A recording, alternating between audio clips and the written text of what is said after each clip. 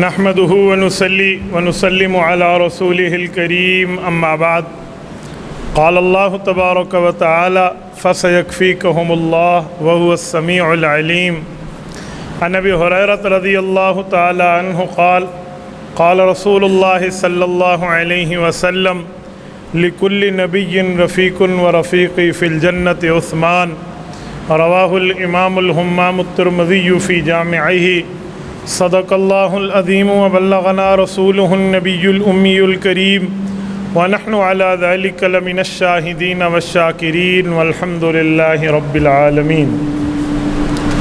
گر شرم و حیا کی کوئی داستان لکھے گا مجھے یقین ہے، ہاں یقین ہے وہ سیرت عثمان لکھے گا۔ معزز دوستو، آج 19 ذوالحجہ سن 1442 ہجری بمطابق 30 جولائی 2021 بروز جمعۃ المبارک ہے۔ 18 ذوالحجہ سن 35 ہجری سیدنا عثمان ذو النورین رضی اللہ تعالی عنہ کی شہادت کا دن ہے۔ آج سے تقریباً 1407 سال پہلے حضرت عثمان غنی کی شہادت بنتی ہے۔ سیدنا عثمان ذو النورین رضی اللہ تعالی عنہ فضائل اور مناقب کے حساب سے تو آپ نے کئی بار سنا ہوگا، میں آج ان کی شہادت کے اسباب آپ کی خدمت میں رکھوں گا۔ حضرت عثمان غنی کی فضیلت میں یہ ایک بات ہی کافی ہے کہ وہ رسول اللہ صلی اللہ علیہ وسلم کے دوہرے داماد ہیں۔ دوہرے داماد کا معنی کہ گھر رسول سے عثمان غنی 2 بار دلہا بنے ہیں۔ ایک بیٹی حضور پاک کی، ان کی بیوی فوت ہوئی تو اللہ کے رسول نے دوسرا رشتہ دیا۔ اس سے پتہ چلا پہلی بیٹی کے ساتھ حضرت عثمان کا جو تعلق تھا اس تعلق سے رسول اللہ خوش تھے، تبھی دوسرا رشتہ دیا ہے، ورنہ جس گھر میں آج کے دور کے اندر ایک رشتہ ہو جائے تو لوگ دوسرا رشتہ تو چھوڑیں، اس رشتے میں بھی کانوں کو ہاتھ لگا رہے ہوتے ہیں۔ تو حضور پاک علیہ الصلوۃ والسلام کی رضامندی۔ نمبر 2، اللہ رب العزت نے حضور پاک علیہ السلام کو رشتہ دیتے اور لیتے وقت ہر بار حکم دیا۔ حضور علیہ السلام کی حدیث ہے کہ میں نے شادی کے لیے رشتہ لیا ہے یا بچی کی شادی کے لیے رشتہ دیا ہے، جاء بہ جبرائیل الا باذن، اللہ رب العزت کی حکم سے جبرائیل آئے ہیں اور مجھے بتایا ہے تو میں نے رشتے پہ ہاں یا نہ کی۔ تو عثمان غنی کے لیے 2 بار عرش معلیٰ سے جبرائیل آئے ہیں۔ دوسری بات کہ پوری امتیں اٹھا لیں، 1,24,000 پیغمبروں کی امتیں اٹھا لیں اور قیامت کی وادی میں جمع کر کے ان سے پوچھا جائے کہ وہ بندہ، وہ خوش نصیب کون ہے جس کے اوپر ایک نبی نے رشتہ دیتے وقت 2 بار اعتماد کیا ہو، تو حضرت آدم علیہ السلام سے رسول اللہ تک حضور پاک اکیلے حضرت عثمان کے سسر ہیں۔ اس مسئلے پر حضرت عثمان غنی کا شریک اور کوئی نہیں ہے کہ جس کے عقد میں ایک نبی کی 2 بیٹیاں شریک ہوں۔ ایک نبی کی ایک بیٹی نکاح میں آ جائے یہ تو کئی بار ہے۔ حضرت موسیٰ علیہ الصلوۃ والسلام خود بھی نبی ہے، ان کے سسر بھی نبی ہیں، حضرت شعیب علیہ السلام، یہ تو ثابت ہے۔ حضور پاک علیہ السلام نبی ہیں، سیدنا علی المرتضیٰ صحابی ہیں، حضور پاک علیہ السلام ان کو سسر ہے، ایک نبی کی ایک بیٹی۔ حضرت ابو العاص بن ربیع رضی اللہ عنہ صحابی ہیں، حضور علیہ السلام سسر ہیں، ایک نبی کی ایک بیٹی کے خاوند ہیں۔ حضرت عثمان غنی ایک نبی کی یکے بعد دیگرے 2 بیٹیوں کے خاوند ہیں۔ تو صرف امت محمدیہ نہیں، 1,24,000 امتوں میں پہلی امت محمدیہ ہے اور اکیلی شان حضرت عثمان غنی کی۔ میں نے شہادت کے حوالے سے چند باتیں عرض کرنی ہیں۔ حضرت عثمان خلفائے راشدین میں وہ اہم خلیفہ ہیں جن کے ساتھ 2-4 واقعات ایسے جڑے ہیں جو کسی کے ساتھ نہیں جڑے۔ نمبر 1، حضرت عروہ بنت قریظ رضی اللہ عنہا ان کی والدہ ہیں۔ یہ وہ صحابی ہیں حضرت عثمان غنی جو بادشاہ وقت بنے، خلیفہ بنے اور ان کی والدہ مکرمہ زندہ سلامت تھی۔ نہ حضرت ابو بکر کی خلافت کے وقت ان کی والدہ موجود ہے، نہ سیدنا عمر فاروق کے وقت، نہ سیدنا علی المرتضیٰ کے وقت رضی اللہ عنہ۔ خلافت راشدہ میں پہلے خلیفہ حضرت عثمان ہیں جو ترتیب کے اعتبار سے تیسرے ہیں، لیکن اس فضیلت میں پہلے ہیں کہ ان کی والدہ مکرمہ نے بیٹے کو خلیفہ بنتے دیکھا ہے۔ دوسری بات، عثمان بن عفان رضی اللہ تعالی عنہ نے 12 سال حکمرانی کی ہے، خلافت راشدہ میں کسی خلیفہ کا دور 12 سال کی حکمرانی کا نہیں ہے۔ حضرت عثمان ذو النورین رضی اللہ تعالیٰ عنہ کی خلافت کے آخری دنوں میں جو شورشیں برپا ہوئی ہیں نا، جو سازشیں چلی ہیں، وہ 2 قسم کی ہیں۔ نمبر 1 سیاسی، نمبر 2 مذہبی۔ سیاسی سطح پر بھی حضرت عثمان غنی پہ وار ہے، اور مذہبی سطح پر بھی حضرت عثمان غنی کی مخالفت ہے۔ سیاسی طور پہ تو وہ حکومتیں ہیں جن کو پایا تخت کو حضرت عثمان غنی نے پاؤں کی ٹھوکر پہ رکھا ہے۔ کسریٰ کی سلطنت کو تو حضرت عمر فاروق نے توڑا تھا، لیکن قیصر کی سلطنت کو حضرت عثمان غنی نے مد مقابل رکھا ہے۔ تو قیصر روم نے سیاسی سطح پہ حضرت عثمان کی مخالفتیں رکھی تھیں، بلکہ در پردہ قتل کی سازشوں میں بھی اسی کا پیسہ کار فرما رہا ہے۔ میں آخر میں باحوالہ آپ کی خدمت میں بات رکھوں گا۔ ایک یہودی تھا، اس کو یہودیوں نے استعمال کیا مسلمانوں کے لبادہ میں حضرت عثمان کے خلاف۔ اس یہودی کا نام ہے عبداللہ بن سبا، لیکن یہودیت والا نام ہے اس کا جبلہ۔ جبلہ کہتے ہیں کالے رنگ کے آدمی کو۔ یہودی یہ مسلمان بنا ہے، نام عبداللہ رکھا ہے، ابن سبا اس کی جو ہے نا ولدیت ہے، اور یہ شروع میں بڑا صوفی باصفا اور اللہ اللہ اور لا الہ الا اللہ اور اس طرح کی باتیں اس نے شروع کی۔ لوگوں میں کسی جگہ بیان کے لیے جاتا تو کہتا ہے یار زکوٰۃ دیا کرو، روزے رکھا کرو، ایک دن قبر آنی ہے، آخرت آنی ہے، اوے اللہ اللہ کیا کرو، اللہ سے یہی ترتیب اس کی تھی۔ تو حکمران وقت بھی ان سے خوش ہے، یار اللہ اللہ کر رہا ہے، لوگوں کو اچھی باتیں بتا رہا ہے، اور عوام بھی اس سے خوش ہے کہ یار عبداللہ بن سبا بڑا اچھا آدمی ہے، لوگوں کو تبلیغ کر رہا ہے، نصیحت کر رہا ہے، دین سنا رہا ہے۔ جب اس نے اپنی شخصیت بنا لی نا، اس کے بعد لوگوں میں ایک تقریر کا عنوان اور شروع کر دیا۔ وہ عنوان یہ تھا کہ یار امانت کی دیانت کیا کرو، امانت میں خیانت نہیں۔ تو سارے کہتے ہیں بھئی امانت میں خیانت تو نہیں کرنی چاہیے، امانات کی دیانت ہونی چاہیے، ان تؤدوا الامانات الی اہلھا۔ قرآن کریم بھی کہتے ہیں امانت میں خیانت جائز نہیں ہے۔ اب یہ نہیں پتہ مستقبل میں لوگوں کو کہ اس کی امانت سے مراد کیا ہے اور خیانت سے مراد کیا ہے۔ لوگوں نے تو سمجھا کوئی چیز آپ سے امانت رکھا ہے تو اس کی حفاظت کرو، عوام یہ سمجھتی ہے۔ جب اس سے پوچھا جاتا کہ حضرت آپ کس امانت کی بات کرتے ہیں، تو یہ کہتے ہیں یار بہت بڑی امانتیں ضائع ہوئی ہیں، بس امانتوں پر تھوڑا توجہ دو۔ جب یہ عنوان اس کا شدت پکڑا نا، تو لوگ بھی متوجہ ہوئے، اور اس وقت مصر سے نکالا گیا تھا جب یہ، تو اس وقت کے گورنر نے بھی ان کو بلا کے پوچھا کہ کس امانتوں کی بات آپ کر رہے ہیں؟ آپ کہتے ہیں حضور پاک کے دور سے امانتیں ضائع ہوتی ہوئی آ رہی ہیں، کون سی امانت ہے؟ تو اس نے کہا جی دیکھیں رشتہ داری بہت بڑی چیز ہے۔ انہوں نے کہا جی ٹھیک ہے رشتہ داری تو بہت بڑی ہے، لیکن آپ کا مطلب کیا ہے؟ کہ رشتہ داری کا پاس رکھنا چاہیے۔ کہا ہم بھی ذو محرم یہ صلہ رحمی کا پاس رکھتے ہیں، ہمیں بھی سکھایا گیا ہے، آپ کس کی بات کرتے ہیں؟ پہلی 2 دفعہ 1 دفعہ تو جب یہ پکڑا گیا ادھر ادھر کر کے بات، جسے کہتے ہیں نا مچلکے پر رہائی ہو گئی۔ آخر یہ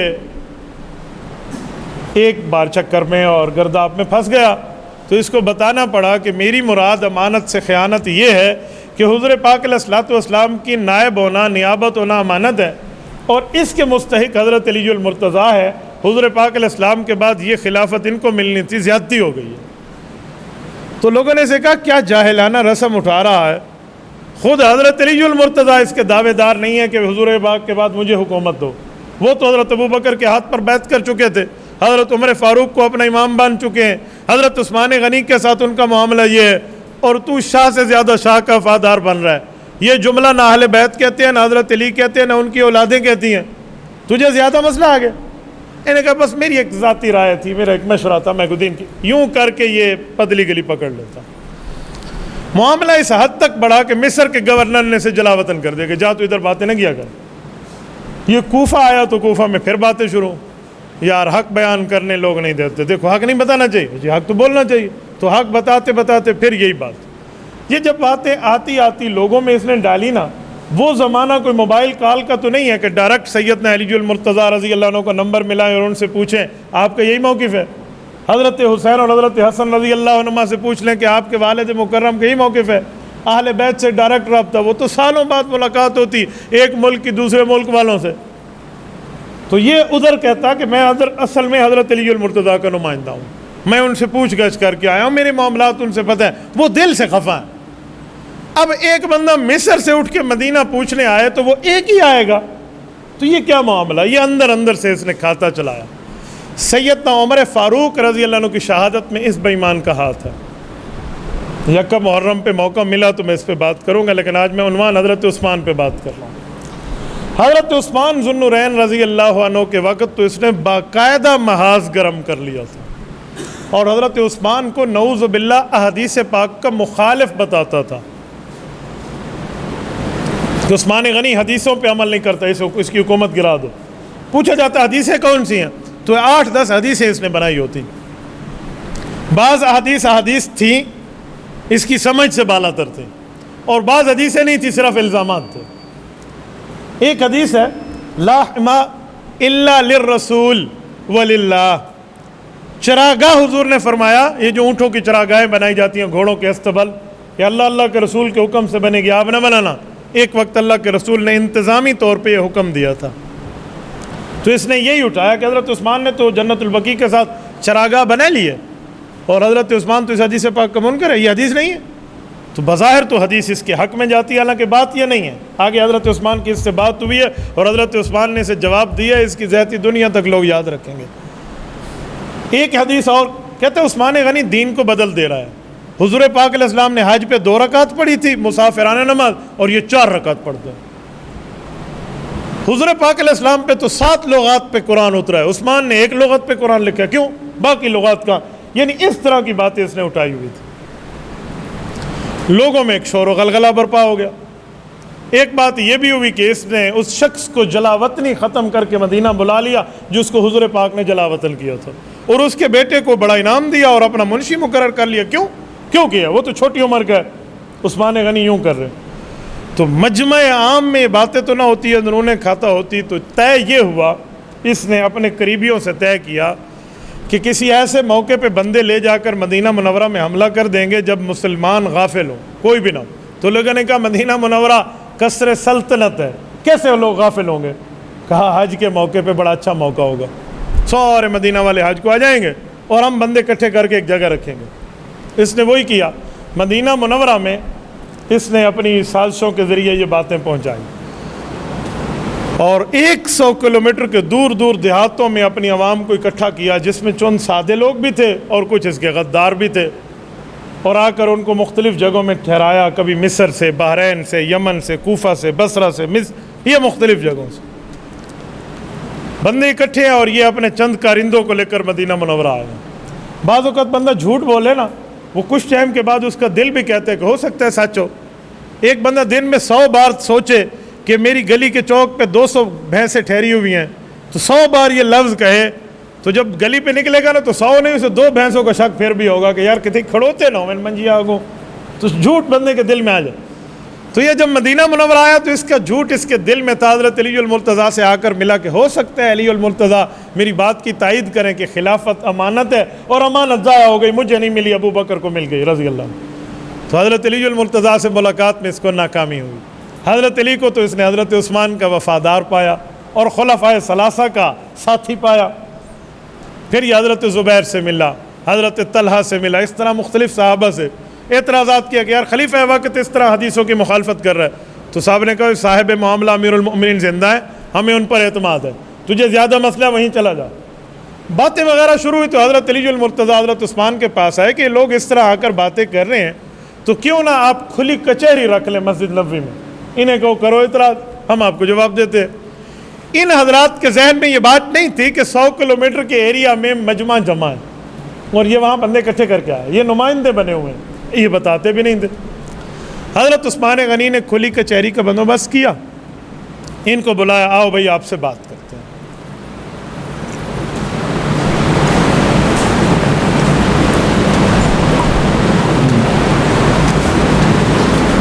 جب کھلی کچہری ہوئی تو اس نے حضرت عثمان سے پہلا سوال یہی کیا کہ آپ نے حدیث کی مخالفت کر دی، حضور نے فرمایا چراگاہ میرے حکم سے بنے گی، آپ نے اب بغیر حکم پیغمبر کے چراگاہ کیوں بنائی اونٹوں کی؟ حضرت عثمان نے اپنی آرمی کے اونٹوں کی چراگاہ بنائی تھی، تو اس پہ اعتراض تھا۔ تو حضرت عثمان نے فرمایا کہ آپ نے یہ حدیث صرف سنی ہے، میں بیٹھا ہوں، علی المرتضیٰ بیٹھے ہیں، حضرت طلحہ زبیر باقی صحابہ بیٹھے ہیں، ہم نے حضور پاک سے پڑھی ہے اور ہمیں تم سے بہتر اس کا مطلب پتہ ہے۔ کچھ ظالم تھے، لوگوں کی زمینیں چرا کر چراگاہیں بنا لیتے تھے، اللہ کے رسول نے ان ظالموں کو منع کیا کہ آئندہ کسی زمین کو ہتھیانا نہیں ہے، تم نے اس پہ منع کیا تھا، ہمیشہ کے لیے حکم نہیں تھا۔ یہ حدیث پاک ان سب سے پوچھ لے، تو نے کیا سمجھا ہر وقت کا حکم ہے؟ تو چپ ہو۔ تو سب صحابہ نے تائید کی کہ ہم نے تو فوج کے لیے سلسلہ کیا ہے، یہ تو اپنے دفاع کے لیے تو جائز ہے۔ دوسرا اعتراض، حضور پاک تو حج پر 2 رکعت پڑھتے تھے اور آپ نے حج پر 4 رکعتیں پڑھی ہیں، کیوں؟ حضرت عثمان نے فرمایا اعتراض پورا کا جی ہاں، کہ حضور پاک نے 2 رکعتیں پڑھی تھی کہ اللہ کے رسول مسافر تھے، میں اس سال حج پہ گیا تو وہاں میری شادی ہو گئی، ایک شادی میری مکہ مکرمہ میں ہے تو میری وہاں رہائش بن گئی، میں تو مسافر نہ رہا، میں مقیم بن گیا، تو میں اب بھی 2 رکعتیں پڑھتا تو مجھے 4 رکعتیں پڑھنی چاہیے تھی۔ اچھا یہ بات بھی گئی۔ ایک اعتراض اور کیا کہ وہ ایک شخص ہے جو رشتے میں آپ کا دور کا چاچو لگتا ہے، حکم، اللہ کے رسول نے مکہ مکرمہ سے اسے جلا وطن کیا تھا اور آپ نے اسے مدینہ طیبہ طلب کیا ہے، کیوں؟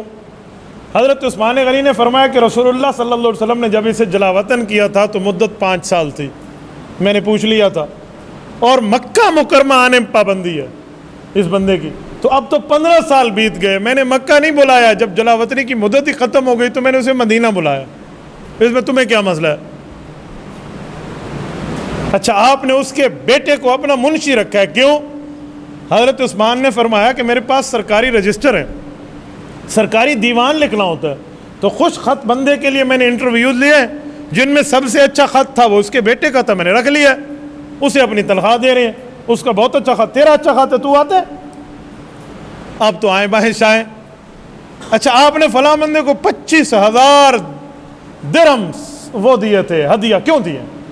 حضرت عثمان نے فرمایا بیت المال کے خازن کو بلا لو، اس سے پوچھو، اس سے تو سرکاری پیسہ میں نے 1 روپیہ بھی نہیں لیا، میں نے تو ذاتی پیسے سے اس کو ہدیہ دیا تھا، اس نے فلاں کارنامہ اچھا کیا تو میں نے انعام دیا اس کو، حکومتی مال دیتا تو تیرا پوچھنے کا حق بنتا تھا، میں نے تو اپنی جیب سے دیا۔ آپ کے پاس اتنے پیسے کہاں سے آ گئے؟ کہا جا ہے کیا کہہ رہا ہے، میں نے رسول اللہ صلی اللہ علیہ وسلم کے دور میں تجارت کی ہے، حضور نے مجھے تجارت پہ دعائیں دی ہیں، مجھے دنیا غنی کہتی ہے، میں نے 300 لدے ہوئے اونٹ حضور پاک کے قدموں میں ڈھیر کر دیے تھے، رسول اللہ پر بئر روما خرید کے میں نے اللہ کے رسول کے قدموں میں یہودیوں کے مال کو لا کر وقف کر دیا تھا، اور حضور پاک میرے مال کو اٹھا کر یوں اپنے ہاتھوں پہ رکھ کے فرماتے تھے ما ذرہ عثمان ما عمل بعد اليوم، آج کے بعد اللہ پاک تجھے پوچھ نہیں کریں گے عثمان، تجھ سے اللہ اتنا راضی ہے، تو مجھے کہہ رہے کہاں سے آیا؟ میں اپنی سالانہ زکوٰۃ دیتا ہوں، تجھے کیا اختیار ہے مجھ سے اس بارے میں پوچھنے کا؟ یہ سوال بھی گیا۔ اچھا آپ نے قرآن کریم کو بدلا اور قرآن کو 1 لغت پہ کیوں رکھا؟ قرآن کریم تو 7 لغات پہ آیا تھا۔ حضرت عثمان نے فرمایا کہ اب سلطنت افریقہ تک ہماری پہنچ گئی، یہ مسلمانوں کی، عجم تک ہم پہنچ گئے، عرب سے نکل کے، 7 قراتوں میں قرآن پڑھنا جائز ہے، لیکن وہ بندہ جو اس معاملے کو جانتا ہو، عجمی تو نہیں جانتے، تو ان لوگوں کو ہم نے 1 لغت پہ اکٹھا کیا، اور وہ لغت اور قرات وہ جو حضور پاک علیہ السلام کی زبان تھی۔ تمہیں حضور کی زبان پہ قرآن پڑھنا قبول نہیں ہے؟ یہ صحابہ اور اہل بیت کے اجماع سے ہم نے فیصلہ کیا، تجھے اس مسئلے میں کیا مداخلت کے اختیار؟ یہ سوال بھی گیا۔ ایک سوال اور تھا کہ وہ عبداللہ بن ابی سر جو ایک علاقے کے ذمہ دار ہیں، اس شخص کی آپ نے ایک شہزادی سے شادی کرا دی، مشورہ نہیں کیا ارکان شورا سے، اور پورے بادشاہ کا پیسہ اسے دے دیا تھا، کیوں؟ حضرت عثمان نے فرمایا جب مصر کے محاذ پر جنگ ہوئی تو وہاں کے کافر نے اعلان کیا کہ جو مسلمانوں کے سردار عبداللہ بن ابی سر کو قتل کرے گا میں اپنی بیٹی اس کے نکاح میں دوں گا اور آدھی سلطنت کا پیسہ دوں گا۔ تو عبداللہ بن ابی سر میرے کمانڈر نے میرے مشورے سے اعلان کیا تھا کہ جس مسلمان نے اس بے ایمان کو قتل کیا اسی کی بیٹی سے اس مسلمان کا نکاح ہوگا اور وہ سلطنت کو اس مسلمان کو وارث بنایا جائے گا۔ تو اتفاق ابن ابی سر نے خود اسے مارا، کمانڈر بھی ہیں، سربراہ بھی ہیں، تو میں نے اسی وعدے کے مطابق ان کی بیٹی سے اس کا رشتہ کرا دیا اور اس کا مال اسے دیا۔ جب اعتراضات ہوئے تو میں نے ابن ابی سر کو بلا کے کہا کہ عبداللہ مال کے لیے ہم جنگ نہیں کرتے. انہوں نے کہا جی امیر المومنین بات تو ایسی ہے کہ جتنا اس بادشاہ کا مال ہے بیت المال میں جمع کرا دے. اتنا عرصہ پہلے وہ بیت المال میں جمع کرا گیا. خازن کو بولا, بیت المال کے چوکیدار کو اسے معلومات ہے, اس نے رجسٹر میں درج کیا, اب تجھے اعتراض کیا. اس طرح کے جھوٹے موٹے اعتراضات کر کے حضرت عثمان غنی پر یہ وار کرنا چاہ رہا تھا, لیکن اس کی سازش ناکام ہوئی. ایک اعتراض آخری کیا کہ ایک بات جاتے جاتے پوچھ لوں. کا پوچھ. کہا آپ نے کم عمر نوجوانوں کو بڑے بڑے عہدے دیے ہیں, کیوں؟ بڑے لوگوں کو عہدے کیوں نہیں دیے؟ کہا یار امیر المؤمنین کی ثوابدید ہوتی ہے کہ کون سے محاذ پہ کس بندے کو کس صلاحیت کے طور پہ اتارا جائے. کہ نہیں کم عمر کو کیوں دیا؟ کہ اچھا میں تیرا یہ دماغ بھی درست کرتا ہوں. یہ بتاؤ حضور پاک علیہ السلام نے آخری جہاد کا لشکر ترتیب دیا تھا, اس کا نام کیا تھا؟ کہ جیش اسامہ. کہ اس میں شامل کون کون تھے؟ کہ ابو بکر بھی تھے, عمر بھی تھے, عثمان بھی تھے, علی بھی تھے رضی اللہ عنہ. بڑے بڑے صحابہ اس جیش میں موجود تھے, اس لشکر میں تھے. کہ اس لشکری کے سربراہ کا نام کہ اسامہ بن زید رضی اللہ عنہ. کہ اس وقت اسامہ کی عمر کتنی تھی؟ کہ جی 17 سال. کہ میں پوچھ سکتا ہوں کہ 17 سال کے نوجوان صحابی کی قیادت میں ابو بکر صدیق کو حضور پاک نے دے دیا, حضرت عمر و عثمان و علی ہم سب کو دے دیا, 17 سالہ نوجوان ہماری قیادت کرے گا, یہ حضور پاک نے کیوں کیا؟ کہ حضور پاک بڑے تھے, انہیں معلوم تھا اس مسئلے پر کیا ترتیب رکھنی ہے. کہ اس وقت جانشینی میں اللہ رب العزت نے یہ منصب مجھے دیا ہے, اجماع صحابہ اجماع اہل بیت سے سربراہ مملکت میں ہوں, اب میں نے طے کرنا ہے یا تو نے طے کرنا ہے میں نے کس کو کس جگہ رکھنا ہے؟ ٹھیک ہے جی ناراض نہ ہونا, میں جا رہا ہوں. یہ کہہ کر اٹھا. صحابہ کرام اور اہل مدینہ سمجھے کہ معاملہ ٹھنڈا ہو گیا. اس بے ایمان نے ٹھنڈا نہیں ہوا, یہ ظالم کچھ طے کر کے آیا تھا. صحابہ کرام میں امن کی ایک آشا پھیل گئی, اور جو لوگ حج پہ جانا چاہ رہے تھے وہ حج پہ نکل گئے, اور سب کو حضرت عثمان نے کہا جائیں جائیں, بالکل سازشیں ختم ہو گئے ہیں جو لوگوں میں شور سن رہے تھے. کہا اچھا ایک کام تو کر دیں. کا کیا؟ کہ مصر کا گورنر بدل دیں, وہاں کے کچھ لوگ آئے ہوئے ہیں, نمائندہ لے کر آئیں. حضرت عثمان غنی رضی اللہ عنہ نے فرمایا جی ٹھیک ہے. گورنر بدل دیا, خط دے دیا, کہا جی یہ فلاں گورنر کو دے دینا, آپ کی تبدیلی ہو گئی. اس بے ایمان نے جھوٹی مہر حضرت عثمان کی بنوائی تھی یا چرائی تھی؟ ایک خط اس نے اور لکھا کہ جس گورنر کو حضرت عثمان نے بھیجا ہے نا, اس گورنر کے نام خط لکھا کہ اس بندے کو میں نے دباؤ میں بھیجا ہے, جب یہ آپ کے پاس ہے اسے قتل کر دینا. جھوٹا خط حضرت عثمان کی مہر. اور حضرت عثمان غنی کے غلام سے ان کا گھوڑا بھی لے کر اسی پہ بھیجا, تاکہ یہ بات طے کی جائے کہ سواری بھی اسی نے خود دی ہے. اور جس کو گورنر بنایا تھا وہ حضرت ابو بکر صدیق کے چھوٹے چھوٹے بیٹے تھے, محمد بن ابی بکر, اور جس کے پاس بھیجا تھا وہ پہلے والے گورنر تھے. یہ تو واپس چلے گئے, صحابہ حج پہ چلے گئے. مدینہ میں کل 17-18 مسلمان باقی ہیں, باقی سارے حج پہ ہیں. اس نے قافلے والوں کو قریب کرنا شروع کیا, اور انہوں نے بتایا مدینہ میں گئے, عثمان ہماری بات نہیں سنتا, ہم سے تو بات نہیں کرتا, وہ ساری حدیثوں کی مخالفت پہ ڈٹا ہوا ہے. اب لوگ بڑے حیران ہیں. کچھ لوگ تو مخلصین تھے, اچھا جائیں گے پتہ کریں گے. جب یہ مدینہ منورہ آئے ہیں, اسی اسنا میں خط کو اس نے نکال دیا کہ دیکھو یہ خط ہے, اس نے گورنر کو بھیجا اور اس کے لیے غداری کی کہ اسے مار دینا. حضرت عثمان غنی کے سامنے معاملہ پیش ہوا. انہوں نے کہا اللہ واحد شاہد ہے, میں نے تو نہیں لکھا, یا میری مہر چرائی گئی ہے یا میرے غلام. اس کو بلایا گیا تو انہوں نے کہا جی رات ہی رات اس نے مجھے گھوڑا خرید لیا تھا مجھ سے. کہا دیکھا خریدا اس نے, اب چور پانڈل آپ پکڑا کھڑوتا ہے. جب حضرت عثمان نے صفائی دی اور بات واضح ہوئی نا, تو حضرت علی المرتضیٰ نے مشورہ دیا حضرت عثمان کو کہ باغی یہ ہیں, یہ بدماشی کرنا چاہ رہے ہیں آپ کے خلاف. آپ نے ان کو سمجھایا ہے, آپ نے سب کچھ 2 اور 2 4 کی طرح واضح کر دیا. میرا کہنا اور مشورہ مانے, ان کو پکڑ کے ان کے سر قلم کر دیں کہ باغی ہیں, اور قرآن کریم کہتے ہیں فقاتلوا اللاتی تبغی حتی تفیء الی امر اللہ, باغی کی سزا ہے. حضرت عثمان غنی رضی اللہ عنہ نے فرمایا نہیں, نرمی کرنا سیکھو, ذاتی معاملہ, جھوٹ بول رہے ہیں جانے دیں. حضرت امام ابو بکر خلال السنہ میں لکھتے ہیں کہ حضرت علی المرتضیٰ نے حضرت عثمان غنی کے ہاتھ پکڑ کے عرض کیا اور غصے کے لہجے میں کہا امیر المؤمنین میری بات مانیں, ان ظالموں کا فتنہ یہاں ختم کر دیں. یعنی حضرت علی کے لیے حضرت امام بکر خلال کے لفظ ہے قال ما قال فی الغضب, کہا غصے میں جو منہ پہ آیا کہہ دیا حضرت عثمان کو, کہا یہ کر لیں آپ, یہ بہت ظالم لوگ ہیں. حضرت عثمان فرماتے ہیں یار میری ذات کا مسئلہ ہے, کوئی اسلامی مسئلہ نہیں ہے, لہذا چھوڑ دیں. کچھ ٹائم گزرا, عثمان نے حضرت علی کو قائل کر لیا تو حضرت ابو بکر خلال کتاب السنہ میں لکھتے ہیں کہ حضرت عثمان غنی نے ایسے ہاتھ پکڑا حضرت علی کا، اپنے ہاتھ میں ہاتھ دے کر یوں دونوں ہاتھ میں ہاتھ پکڑ کے قصر خلافت سے باہر آئے مسجد نبوی میں، اور ایسے ہنس رہے تھے اور ایسے راضی تھے ایک دوسرے سے جیسے ایک ماں باپ کی اولاد ہو۔ حضرت عثمان نے اپنی بات پہ قائل کر لیا کہ چھوڑ دو، بس چھوڑ دو۔ اے کاش کہ حضرت علی المرتضیٰ کی اس بات کو مان لیا جاتا۔ یہ جا کر اس نے اپنے مجمع میں پھر بات بتائی کہ بادشاہ کو بھیجا، گورنر بنایا، یوں قتل عام، اب نیا مسئلہ آ گیا، 9 اعتراضات پہلے تھے، 10واں یہ ہو گیا۔ اب تو سارے یک بارگی سے مدینہ میں آ گئے۔ سب سے پہلے آ کے اس نے حضرت عثمان غنی کے گھر کا پانی بند کیا، گھر کا محاصرہ ہوا ہے، مسجد نبوی کی نمازیں معطل کی ہیں۔ یا یزید کا منحوس دور ہے جس میں مسجد نبوی کی نمازیں معطل ہوئی ہیں، اور یا اس بےمان عبداللہ بن سبا کی وجہ سے مسجد نبوی کی نمازیں معطل ہوئی۔ مسجد نبوی میں آ کر ان لوگوں نے کیا سے کیا ہڑبونگ نہیں مچایا۔ حضرت علی ہیں، حضرت ابو ہریرہ ہیں، حضرت عبداللہ بن عمر ہیں، حضرت سعید بن زید ہیں، حضرت ابو سعید خدری ہیں، یہ صحابی موجود تھے۔ حضرات حسنین ہیں، یہ امیر المؤمنین کے پاس جائیں ہمیں جہاد کا حکم دیں، وہ فرمائیں جی نہیں، میں لڑنے کا حکم نہیں دیتا، یہاں تو خون پھیل جائے گا، اور حضور پاک کے شہر میں میری وجہ سے خون پھیلے، میں اجازت نہیں دیتا۔ جب ان کا اصرار بڑھا تو حضرت عثمان نے فرمایا مجھے امیر المومنین مانتے ہو؟ کہا جی مانتے۔ کہا حکم دے رہا ہوں اسلامی طور پہ آپ نے کام نہیں کرنا، صبر کرنا۔ ہاتھ بند گئے نا، اب کیا ہوتا؟ حضرت عثمان غنی نے ان سب کو اکٹھا دیکھ کر گھر سے کی چھت پہ آ کر ان سے بات کی، اور لوگوں کو کہا کہ میرے خون کے در پہ کیوں ہو گئے ہو؟ کیا میں صحابی نہیں ہوں؟ کیا میں نے رسول اللہ کی بیعت نہیں کی؟ کیا میری وجہ سے 1400 صحابہ کو حضور نے بیعت رضوان میں جہاد کے لیے تیار نہیں کر دیا تھا، ایک میرے خون کے بدلے کے لیے؟ کیا اللہ کے رسول نے اپنے ہاتھ کو میرا ہاتھ قرار نہیں دیا؟ کیا رسول اللہ نے مجھے 2 بیٹیاں اپنے نکاح میں نہیں دی؟ میرے اوپر تمہیں یہ حدیث کے خلاف اعتراضات ہیں، میں شریعت کے خلاف کام کروں گا، مجھے اہل بیت اور صحابہ کی تائیدیں حاصل ہے، کیسے رہیں گی؟ یعنی حضرت عثمان نے بڑی اچھے انداز میں ایک تقریر بلیغ فرمائی۔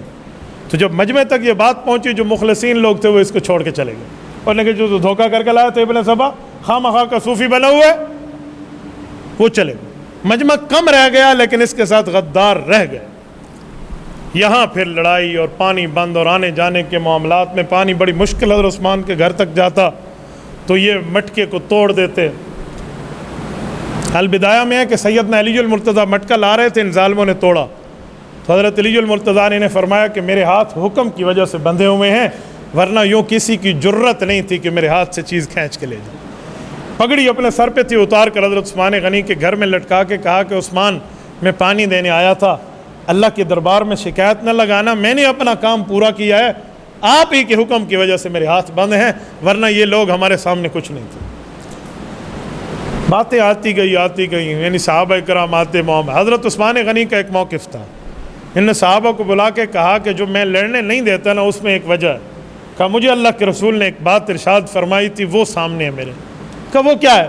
تو حضور پاک نے فرمایا تھا یا عثمان ان اللہ یکمسک قمیصا فإن أرادك المنافقون أن تخلع فلا تخلع لهم۔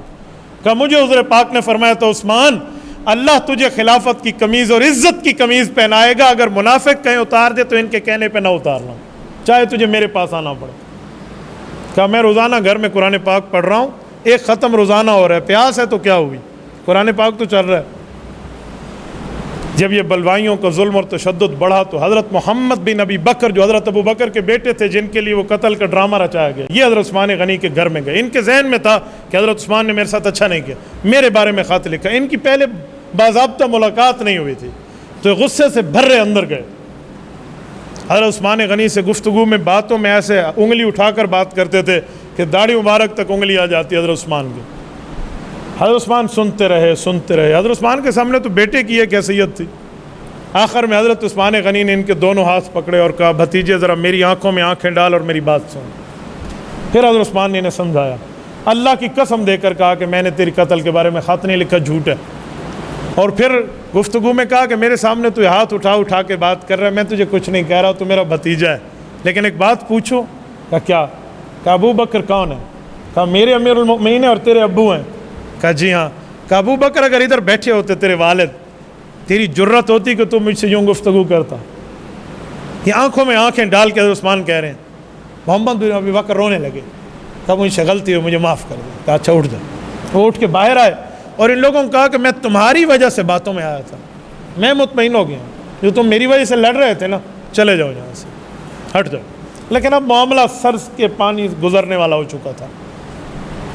بہرحال ظالموں کا ظلم بڑا۔ حضرت عثمان غنی نے رات کو خواب دیکھا ہے، حضور پاک علیہ السلام فرما رہے ہیں عثمان اگر روزے سے ہو تو افطاری میرے ساتھ کرنا پسند کریں گے؟ کہا جی یا رسول اللہ۔ صبح اٹھے تو حضرت عثمان نے بیوی حضرت نائلہ کو کہا کہ مجھے پاجامہ پہنا دو۔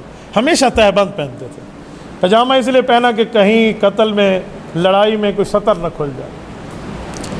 پاجامہ پہنا اور اپنے 20 غلاموں کو بلایا جو خدمت میں تھے، کہا میں تمہیں آزاد کرتا ہوں، گھر جاؤ۔ انہوں نے کہا امیر المومنین آزادی قبول ہے، گھر نہیں جائیں گے، اب حفاظت پہ ٹھہریں گے۔ کہا میں تمہیں آزادی اس شرط پہ کر رہا ہوں، جاؤ گھر یہاں سے۔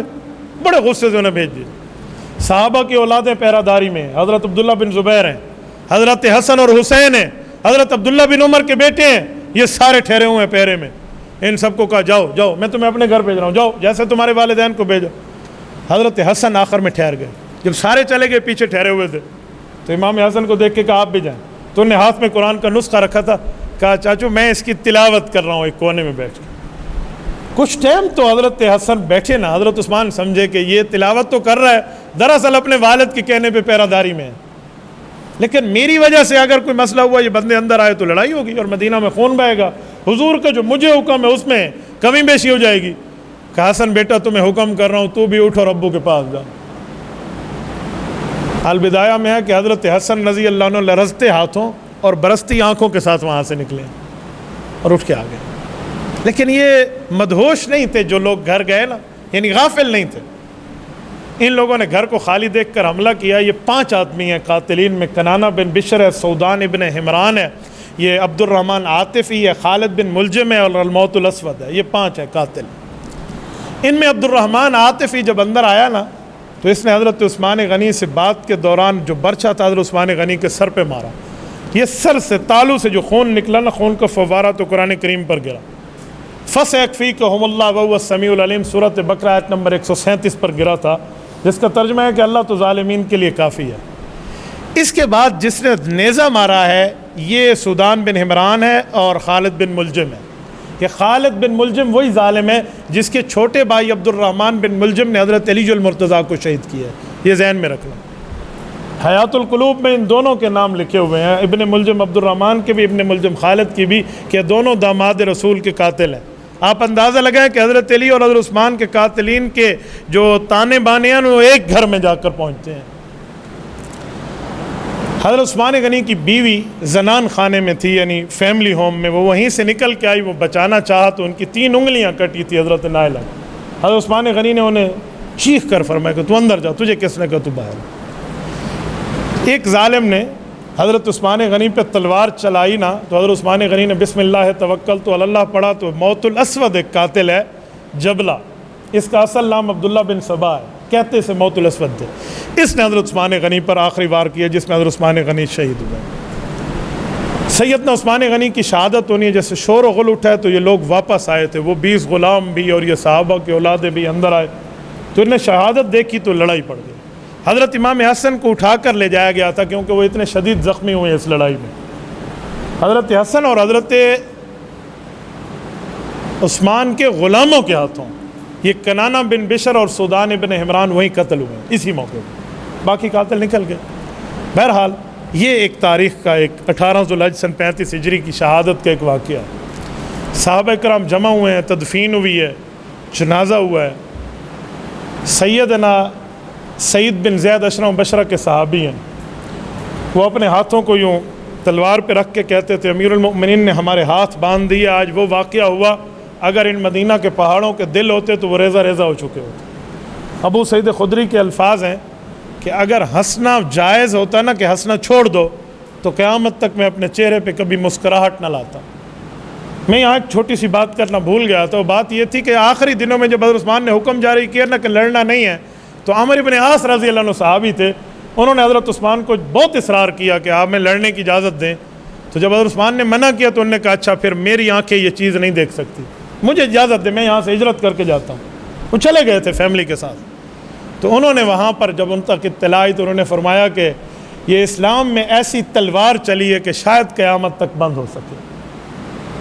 یہ سیدنا عثمان ذو النورین رضی اللہ عنہ۔ میں یہاں ایک بات آپ کی خدمت میں مزید کروں، جو آخری بات، یہ اولاد تو یہودیوں کی تھی جو قتل کرنے آئے ہیں۔ میں نے کہا سیاسی مخالفت بھی حضرت عثمان کی تھی۔ وہ سیاسی کیا ہے؟ حج کے دنوں میں حاجی وہیں موجود تھے، مدینہ خالی تھا۔ ابھی 18 ذوالحج ہے، حج کا بقرہ عید کا 8واں دن ہے، اور وہاں سے واپسی کیسے ہو سکتی ہے؟ ابھی تک تو ان کو اطلاع بھی نہیں ہے۔ لیکن افریقہ کے ان جزیروں کو جو حضرت عثمان نے تازہ فتح کرائے تھے، وہاں پر مسلمانوں پہ حملے کی ترتیب شروع کرنے کے لیے قیصر روم نے اپنے سمندروں میں بیڑے اتار دیے تھے۔ صحابہ کرام تک جب بعد میں مہینوں بعد اس کی اطلاع آئی کہ وہ تو راستے میں سمندری طوفان تھا کہ وہ واپس لوٹ گئے، یہ سوچتے تھے کہ عثمان غنی شہید ہو رہے ہیں ایک دن میں، اور اگلے 2-3 دنوں میں وہاں سے حملہ شروع ہو رہا ہے، یہ کافر کو کس نے بتایا کہ امیر المومنین شہید ہوئے؟ صحابہ کرام اس سرچ میں تھے کہ حضرت عامر ابن عاص رضی اللہ عنہ نے اپنے گورنری کے دور میں ایک افریقی جاسوس پکڑا تھا مصر میں۔ مصر کا پرانا جو دارالخلافہ ہے نا، وہ قاہرہ نہیں ہے، اسکندریہ ہے۔ وہاں پر اس کو پکڑ کے پوچھا کہ یار تم لوگوں کو کیسے پتہ چلا تھا؟ تو جاسوس پہلے تو نہیں مانتا تھا، لیکن اس کے ساتھ 2-4 ہاتھ کیے تو اس نے کہا کہ واہ گورنر صاحب، ہمارے پیسے پہ تو یہ سب کچھ ہوا، ہمارا مال بولتا تھا۔ کہ تمہارا پیسہ کیا؟ کہا ابن سبا کو بنا کر تو ہم ہی نے بھیجا تھا۔ یہ قیصر روم نے تقریباً 1.5 کروڑ دینار حضرت عثمان کی شہادت کے لیے خرچ کیا تھا۔ 25 دینار ہو نا 8 تولہ سونا بنتا ہے، 25 دینار ہو 8 تولہ سونا، تو 1.5 کروڑ دینار کا اندازہ لگائیں۔ میں نے آج ضربیں تقسیمیں دی ہیں، کوئی 3 کھرب روپے پاکستانی بنتے ہیں۔ یہ آج سے 1400 سال پہلے ایک بادشاہ نے، کافر بادشاہ نے حضرت عثمان غنی رضی اللہ عنہ کو شہید کرنے کے لیے استعمال کیا کہ 12 سال تک حکمرانی میں اس نے کفار کو ناکو چنے چبوا دیے تھے۔ اور جو رسول اللہ صلی اللہ علیہ وسلم دنیا سے گئے تو 10 لاکھ مربع میل پہ اسلام کا پرچم تھا، تو اس 10 لاکھ کو عثمان غنی نے 44 لاکھ مربع میل تک پھیلا دیا تھا۔ 44 لاکھ مربع، یعنی کفار جب مقابلے میں مذہبی طور پہ ذلیل ہوئے تو انہیں یہ چوٹ اندرون خانہ ماری۔ یہ سیدنا عثمان غنی رضی اللہ عنہ کی شہادت کے چند اسباب تھے جو میں نے آپ کی خدمت میں رکھے ہیں۔ اللہ تعالی ہمیں عثمانی جذبہ عطا فرمائے، ہماری طرف سے حضرت عثمان کو بہترین جزائے خیر عطا فرمائے۔ اقول قولی ھذا واستغفر اللہ وآخر دعوانا ان الحمد للہ رب العالمین۔